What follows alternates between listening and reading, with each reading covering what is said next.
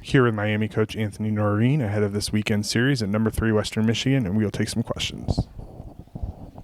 All right, Coach, I know it'll sound like a broken record. A couple more games this past weekend where you guys were in it, had a chance, so close, but couldn't quite get over the hump. So kind of looking back, the reflections for this past weekend against Omaha.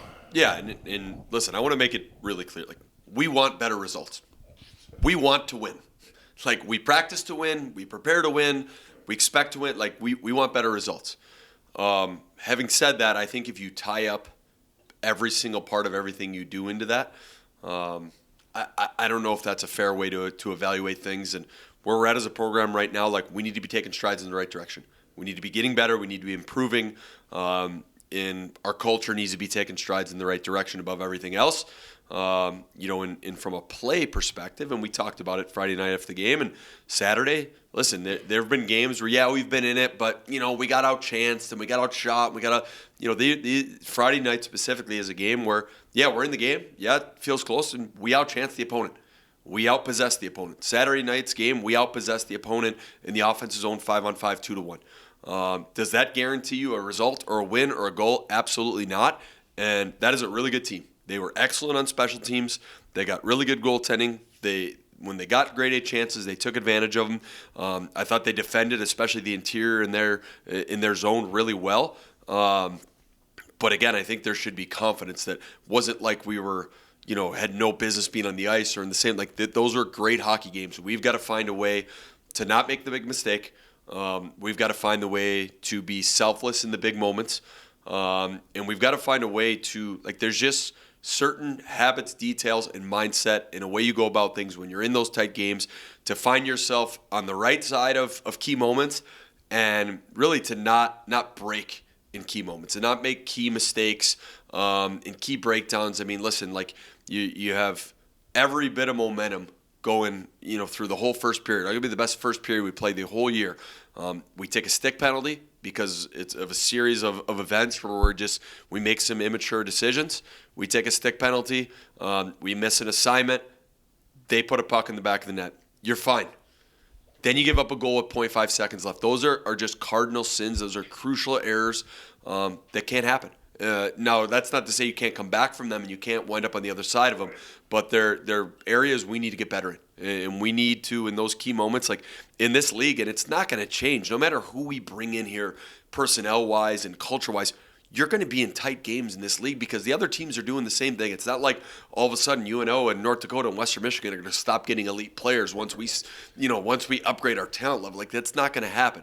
We're going to be in tight games. So we've got to just find a way to have just make some better decisions, more mature decisions, in what I would call just kind of winning habits are really going to be the difference in a lot of those type of situations.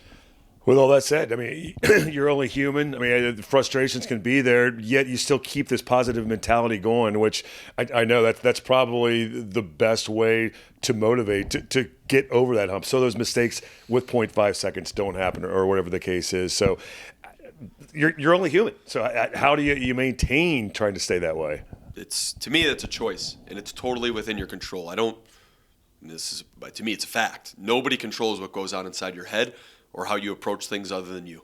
And leadership is imperative at this point. How we do things and what we put at the forefront and what's most important to us is imperative. And, you need to be steady as the leader. You need to be steady in your beliefs, steady in your teaching, steady in, not letting results orient, which direction you go in or what your attitude's going to be like or, whether you're in a good mood or bad mood. Like, to me, you need to be the steadying force. And obviously there needs to be accountability and there needs to be honesty and there needs to be a push for growth. But, when you're a leader, people are going to look to you. And if you panic or if you, turn a certain way or if you're negative, it's very easy for other guys to go that way.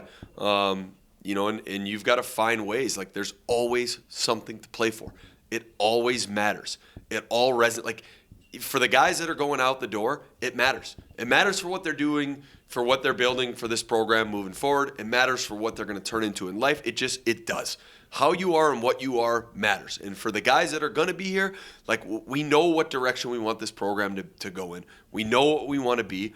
And if we want to be that, like you've got an opportunity every day to take a step in that direction. And if not, you're taking a step backwards and someone else is probably passing you up. So again, we're not going to change. We are the way we practice, the way we go about our business, the way we showed up on Monday is not going to change. And guys, it's not going to change when we hopefully are on the other side of these weekends and we're getting sweeps and we're, in a good position. Like that's the only way I know how to go about things. It's what I am and it's what I want us to be as a program.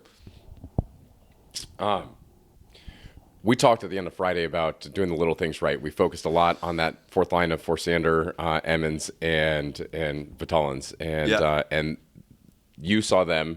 Everybody saw them, but you saw them doing a lot of the little things right, and just doing the small things. Did you see that spread? Did that get contagious into Saturday night's game? Did you see that more from the other lines? Yeah, I mean, I thought as a whole, and one of the things we talked about after Friday's game was we felt like there was a long period there in the second where we would take 2 steps forward, 1 step back, 1 step forward, 1 step back, and a lot of them were just decisions, puck decisions, when to make a mature decision, maybe getting a puck behind, getting a puck out because we need a change, not changing when your line mates, teammates need you.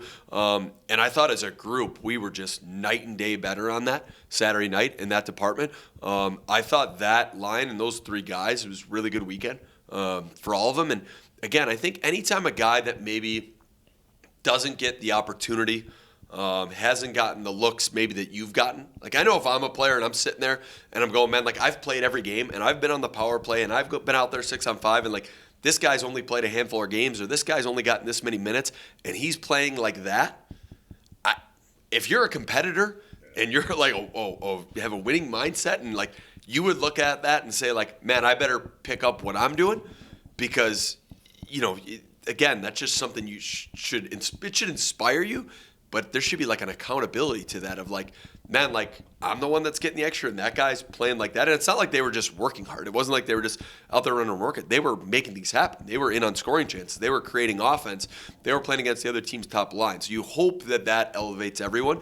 And that's when we go back to like, and you've probably heard me say it a million times, like we want highly competitive kids here. The reason you want highly competitive kids is that like you hope that competitive level pushes the next guy and the way he is in the gym. Like, man, look at the way that guy takes care of himself. Like, that's unbelievable. I better pick up what I'm doing. And like, so I think, competitiveness is important. It's important from every guy. And sometimes, you see it in sports all the time. Those guys come in like that and it gives a boost to the rest of the guys around them, not just because of what they do, but because, guys look at that and say, I better get my stuff straight and better look like that as well. It probably comes down to a lot of the character of the guys in the locker room, but it seems like one of the harder parts of being a coach, of being a leader of men, is to instill that you did the right things, you outchanced them, you outpossessioned them last weekend, and you didn't come away with a win. So what do you do to continue to motivate them, to continue to do those little things, to get them to continue to buy in and stick with the plan? Yeah, I think you build on the good, but you also got to be brutally honest about the areas. Fellas, like, yeah, that was all really good, but that could have been way better if we did these couple areas better. The amount of time we had the puck would have been more. If we could have done this better, we wouldn't have gone on this kill. We would have been better. So, like, it's, again, you build on the good. You just be honest with it. You show it. You celebrate the things that we want to be. But it's also, fellas, like, the reality is we didn't get the result. The reality is there's areas we could be better. Let's attack those areas. Let's work on them in practice. But I think one of the things, with this group, like there's never been a time throughout the season where we've set a goal like we want this many wins or, we want to finish in this place or this ranking. Like it's how we are. It's who we are. It's the way we go about things. And that's what's important. That's what we've measured ourselves on. So again, you said it. Was there a lot last week? Listen, I thought the guys took a lot of what we practiced last week, put it into place. I think you saw a better hockey team, a more cohesive hockey team, a more connected team that broke the puck out better. We need to be way better than that. We need to be way better than that. And obviously you're going into Western Michigan this weekend and like we're going to need to be way better. So for as much as it's like winning a game, winning's great, like but what we're always worried about is the next one and how you get better. So like doing good things is great. Put it in the bank. What can we fix? What can we get better at? What can we push to the next level? And I just think that's the way we always got to keep our mindset. You just mentioned it, headed to Western Michigan, the gauntlet of the NCHC. You're learning it now here. You've seen it from the USHL level, but now you're seeing it firsthand. How much experience have you had in Lawson Arena? Have you recruited guys or seen guys play there? It's a crazy place to play. Yeah, I mean, I know a lot of guys that have played there. Alex Bump, who played for myself, and Nizy, plays there. He's arguably their best player, maybe the best player in the league. So we've had plenty of guys that have gone on there. Know those guys, know Firsch and Hertz and those guys really well, and got a ton of respect for them. I think they do a great job. I think they've got an identity, and they've done a really good job recruiting. I think their program has done a really good job of growing and building and things like that. And again, they're three for a reason. They could very easily be one. Watching the way they play, good special teams, really good goaltending, fast, big, heavy, hard. And they keep you honest. Like you need to work for every inch against this team.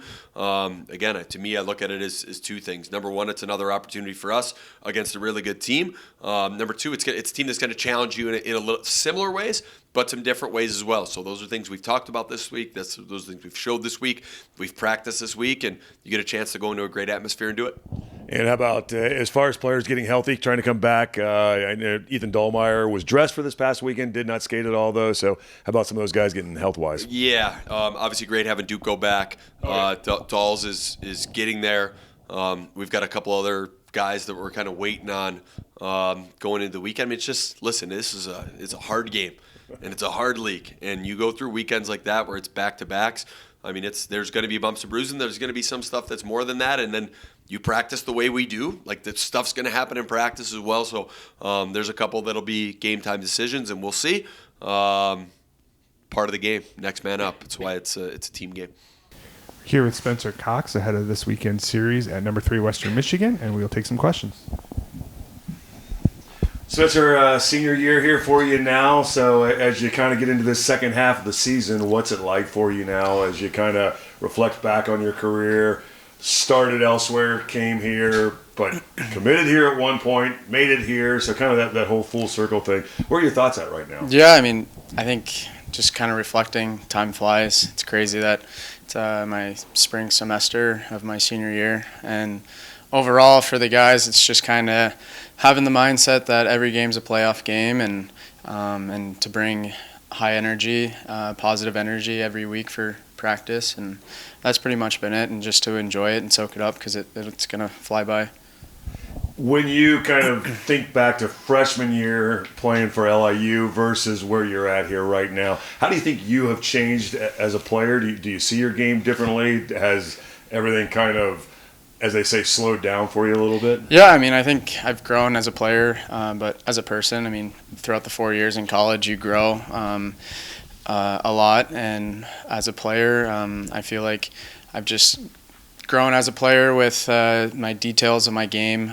Coming here, it helped me kind of realize what do I need to do to be an effective defenseman every night with my small details and things like that. So I definitely feel that I've grown, and it's been a good adjustment, and yeah.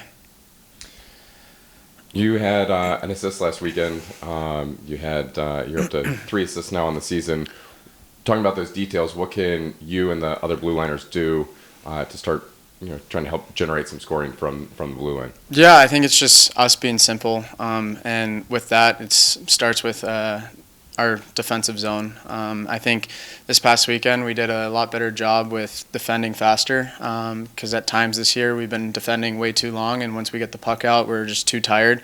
So I think us breaking the puck out well and efficient will help us generate some more offense in the offensive zone. But I think it's just confidence and being an option for our forwards in the zone, and just being simple, like resetting it, send it around the yellow or get pucks to the net. But that's pretty much it.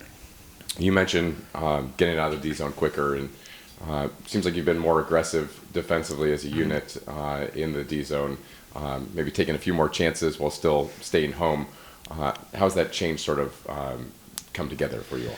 Yeah, I think it's been well. I think it was definitely something that we needed to change, because, I mean, NCHC play, like, we were just defending way too long, and I think we took a step in the right direction of how we want to defend and how fast and hard we want to defend in our D zone, and I feel like that helped us out in the weekend with extending our O-zone play. And with our defensive zone, we were really connected, breaking pucks out a lot better. So definitely a good step. A lot of the teams in the NCHC play great in the neutral zone. They steal pucks well. They make it hard to break out. So how are you able to, especially Omaha last weekend, the counterpunch team, they do a great job of turning transition up. How are you able to break it out of the zone? What sort of concentration, what fine details do you go into that? Yeah, I think a huge part is communication. That and staying connected as a group of five. Hockey plays out really fast, and if guys are communicating where they are, if they're in the middle, release to the hash, communication's a big part with breaking pucks out, but just staying connected, everybody turning the right way in the D zone. So I think that's what really helped us with breaking pucks out. And that's it, yeah. Big picture wise, team, the results probably haven't been, well, not at all what you guys were hoping for or expecting with the coaching change and everything coming in here. So mentality wise, you now being a senior, kind of trying to help younger guys as well. How do you guys kind of stay positive, trying to find those positivities in moving forward? Because it did seem like there were positive steps made this past weekend. Yeah, unfortunately, the results haven't been what we wanted them to be. But if you look at our games throughout the weekends, there's a lot of good that come out of them, and we feel that we're taking the right steps in the right direction. So you just got to look at the positives and build from that, and we just have to stay out of the box. But overall, the guys our main focus is entering practice every day is just to bring positive energy, so practice will flow well, and we can just overall have a good week. How about your path to get here? It started elsewhere. You started at LIU, which was a brand new program. You kind of were there at the beginning of that program. But at one point before that, you were committed to come to Miami. So how did that all kind of work itself out to finally get here? Yeah, it was actually crazy.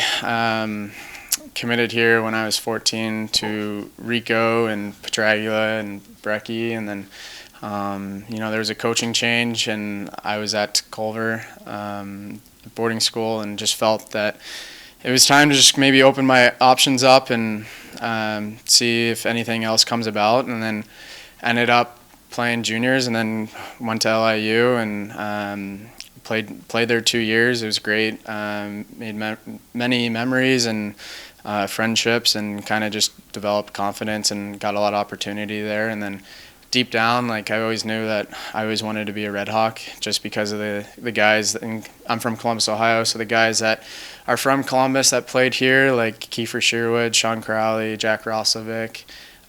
So it was always a dream of mine, and then the portal became a thing, and I was just like, why not enter the portal? And Miami came calling, and then that's it. Tell me about the whole Columbus connection, too, and what the Blue Jackets have done for really hockey in the state of Ohio, not just in the city of Columbus. It really has opened it up for young guys. You mentioned some of those guys that are now in the NHL, but for yourself as well. Yeah, those three guys that I mentioned were kind of like the founding pieces, and from there, hockey in Columbus, Ohio has grown tremendously. Through the Ohio AAA Blue Jackets organization, program that I played for a long time, and it's continued to grow. And Nick Petragula is doing a great job with helping out the AAA program, and Ed Ginger. So it's really exciting to see all the kids wanting to play hockey and then them developing in Columbus. You also had kind of another, maybe a little bit more of a stretch of a tie to, you mentioned Culver, the military academy over in Indiana. Yeah. You had yourself a pretty nice career while you were there. You were a team captain. Mm-hmm. What was it that I saw, administrator? There was some kind of title there for you as well? Yeah, I was a Battery A executive officer. It's a lot of discipline there, I guess. Yeah, so that was a cool experience, just being there for 4 years. And we had another guy, Karch Bachman, that played here and had a great career while he was here as well. Did you ever have any ties with him at all? No, but a lot of people that when I got to Culver knew him and talked about him. I met him a couple times, in the summertime at Culver, but heard nothing but great things about him, and a hardworking guy. So